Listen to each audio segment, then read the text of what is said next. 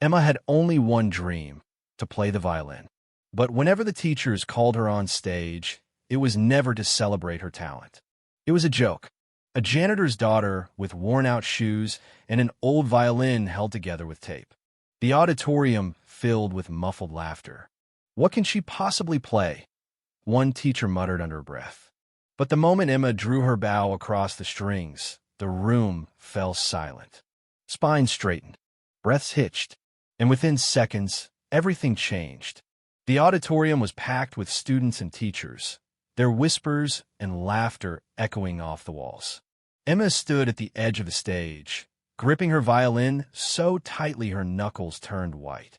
Her father's janitor uniform was barely visible from behind the curtain, but she knew he was there, watching with quiet pride. The moment she had always dreamed of was finally here, but not for the reason she had hoped. It had started as a cruel joke. "Why don't we let Emma play?" one teacher had suggested during talent show rehearsals, smirking. The other staff exchanged amused glances, fully aware Emma wasn't part of the music program. She had never been offered lessons. The only time she spent in the music room was after school, cleaning it while her father mopped the hallways. The idea of her performing was ridiculous to them. Emma had hesitated when they called her name, feeling the weight of 100 eyes. Students snickered, nudged each other. A few whispered insults reached her ears. She had learned to ignore them, but tonight they stung more than usual. She stepped forward, her old shoes making barely a sound on the polished stage. The violin in her hands had been a gift from her father, found abandoned in a storage closet and repaired with glue, love, and determination. It wasn't perfect, but it was hers. A microphone screeched.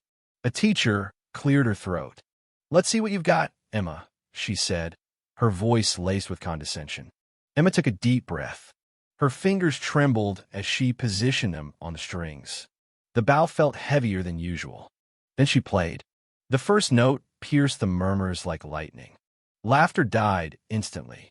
The air shifted. A deep, haunting melody filled the room, rich with emotion. It wasn't just music. It was a story. Her story.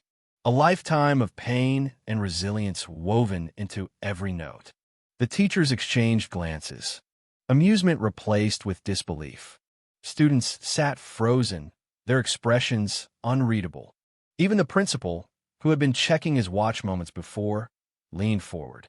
Emma closed her eyes and let the music consume her. She didn't need their approval. She didn't need their validation. She had spent years watching others play from the shadows, memorizing every movement, every technique, practicing in secret with borrowed sheet music and broken strings. Now her soul poured through the violin. There was nothing they could do to stop it. When the final note faded, silence stretched across the room. No one moved. No one breathed. The same teachers who had laughed at her now looked like they'd seen a ghost. Then someone stood. A single pair of hands clapped, slow and hesitant, as if the person couldn't believe what they'd just heard. Then another joined in, and another.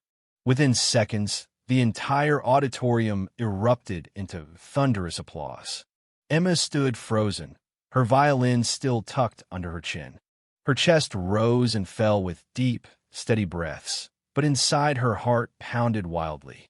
She had expected laughter, mockery, humiliation. But this was something she never imagined. On the side of the stage, her father gripped the mop handle, his fingers white from pressure.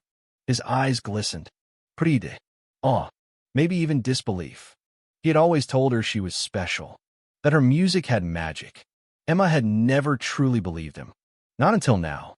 The students who had whispered behind their hands now stood on their feet. The same teachers who had smirked at her exchanged awkward glances, realizing how wrong they'd been. One of them, MS. Keller, the school's music director, pressed a hand to her chest, eyes wide with shock. Emma finally lowered her violin. She wanted to move, to walk off stage and disappear. But her legs refused. She stood there, taking the sight of people who had never really seen her before. As if snapped from trance, MS.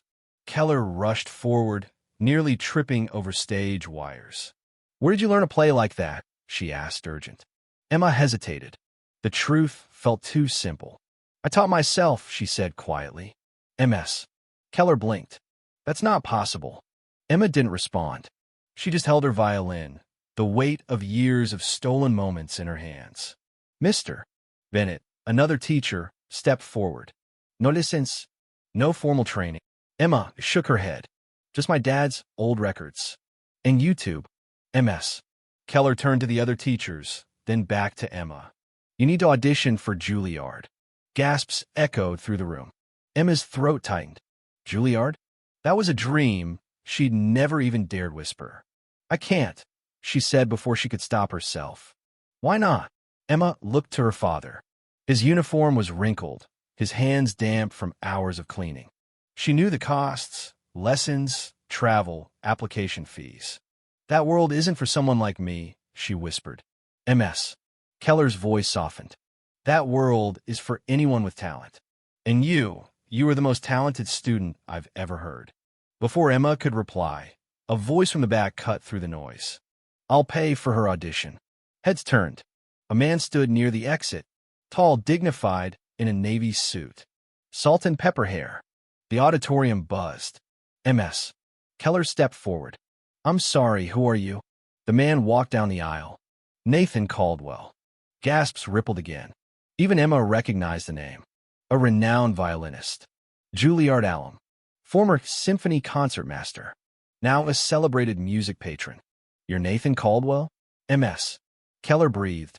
Caldwell nodded, eyes on Emma. I was about to leave when I heard someone tuning a violin. Thought it was a recording.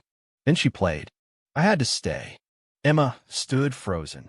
Caldwell turned to MS. Keller, you were right. This girl has something rare. If audition fees are a problem, consider them covered. Gasps. Murmurs. Teachers looked embarrassed. Her father stepped forward, wary.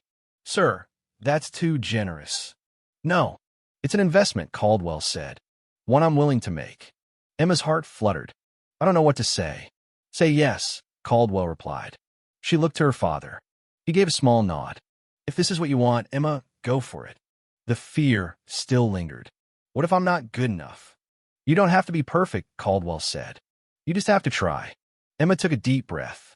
Okay, she said. I'll do it. The applause returned, louder than before.